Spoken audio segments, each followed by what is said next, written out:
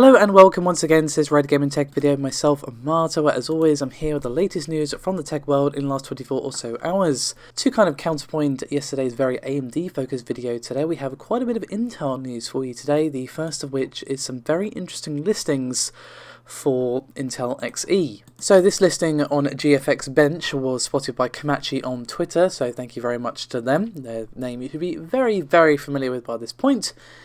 And basically what we see is Intel DG1, a lower performance Intel Xe card. Now unfortunately all of the results are hidden, so we can't really glean too much from this except for the fact that, well, this essentially confirms that they're testing engineering samples that Chris Hook already said. So unfortunately nothing at all to be gleaned regarding the performance. We just know it's a lower power one and it's currently in testing. But we do have some more Intel stuff, as we have some comments from the Intel CFO George Davis in a recent interview. And this interview was conducted by the folks over at barons.com. You can find a link to their interview in the description below this video. Now unsurprisingly they had quite a bit to discuss, but I'm just going to focus on a couple of things, as he has talked about 7nm, and the delay in 10nm, and of course AMD, who have been very much hot on their heels the last few months. But let's focus on their comments referring to AMD first of all. Barron's question was, industry contacts are saying new Rome server chips are getting good traction with customers. Can you comment on the competitive landscape over the next couple of years against AMD?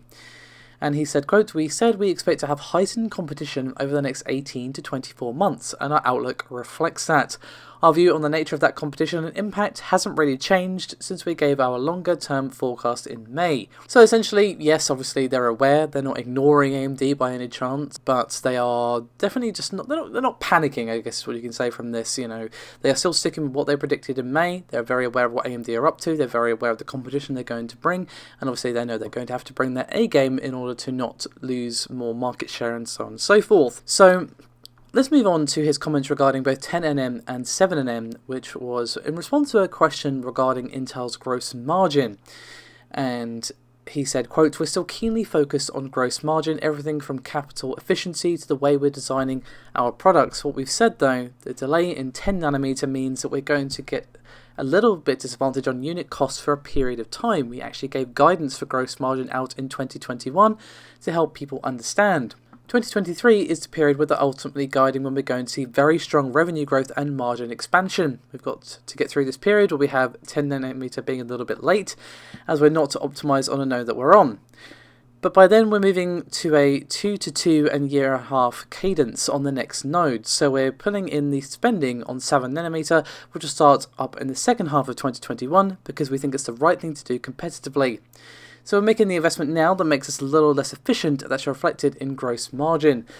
So basically they're expecting to be back in the A game by 2023, and Intel, they're not exactly short on cash. They probably have several Scrooge McDuck-sized swimming pools full of cash. So yes, they're not exactly happy about the fact that the direct competitor has taken, money from them, market share from them, customers from them, both obviously people like you and I, and obviously very important companies, and they've won very important contracts like with Sony and Microsoft with the next generation consoles. But they can kind of go through this for the next few years in the hopes that they can bounce back later on and get that strong revenue growth that he mentioned there. Now again, this is a very lengthy interview, and the full thing is once again linked in the description below this video, so I suggest you go give that a read. It is very interesting stuff.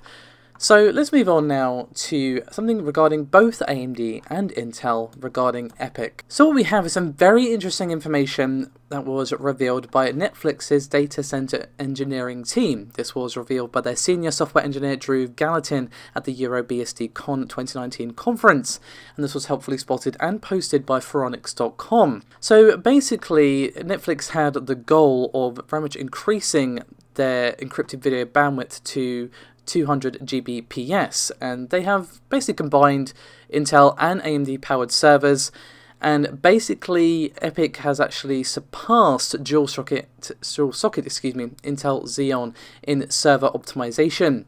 And you can see the performance results from Intel, and I'm going to go through what the improvements were they actually made. So basically what we see on the newer server processors are Skylake and Cascade Lake with 90 Gbps memory bandwidth and 48 PCIe lanes with support for 38 Gbps I/O bandwidth, but they needed to get 64. So basically what they did was run a dual CPU socket per server. So that helped them reach their goal that they initially set. Now, as I've already said, they use EPYC servers as well.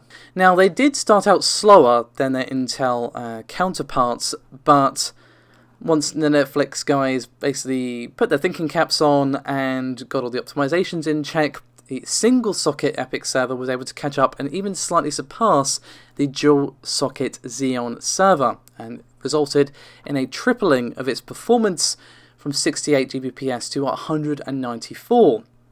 Now, undoubtedly, they were very pleased with his results, and AMD should be as well, but Netflix also did have some words of criticism for the company, basically said that their job was made a lot harder by not having any well-developed tools for server operating systems such as Linux, and obviously given how well AMD EPYC has actually been doing and how very, very important the server market is for both companies, I would not be surprised if AMD are already working on such things or are planning on working on them in the future once budget, R&D, and etc. actually allows.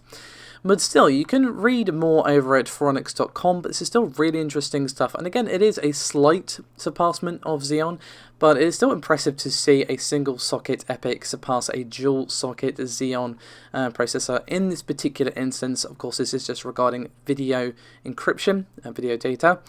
So, not a be-all and end-all by any means, but still, let's not take anything away from the success of what EPYC has achieved here. But let's move on from that particular topic to something regarding the PlayStation 5 and its pricing. Now, obviously, Sony have been actually fairly forthcoming when it comes to the technical specifications of the next generation console. Obviously, Mark Cerny discussed those quite some time ago now, and obviously we've learned dribs and drabs through leaks and rumours and official confirmation since then. But obviously, we still don't know a lot about the console, including even what it looks like. Obviously, we're seeing the dev kits floating around, and they're probably going to be fairly similar to what we see on the shelves. And obviously, we don't know the release date or the price. So obviously, we are expecting it, at least according to reports, rumours, and just kind of general common sense when you look at the actual known specs of the device, for it to ship at around roughly $450 to $500, maybe $400 at the absolute lowest. But according to a report from Push Square, during an investor calls, one of the company's bosses claimed they are focusing on, quote, market penetration and market acceptability with its next-gen hardware. Now, obviously that's a fairly kind of like, what statement, but you could take it to mean that they are willing to take a price cut for the PS5 to really be successful. Now, I doubt they'll do this at the start because, well, everyone knows that at the very first release, that day one, month one even, the consoles are running at a slight loss until they basically make things more efficient, it gets easier to produce, the parts aren't quite as expensive, and obviously they're no longer spending tons of money on research and development, testing, and so on and so forth, and obviously not to mention all that in very important marketing.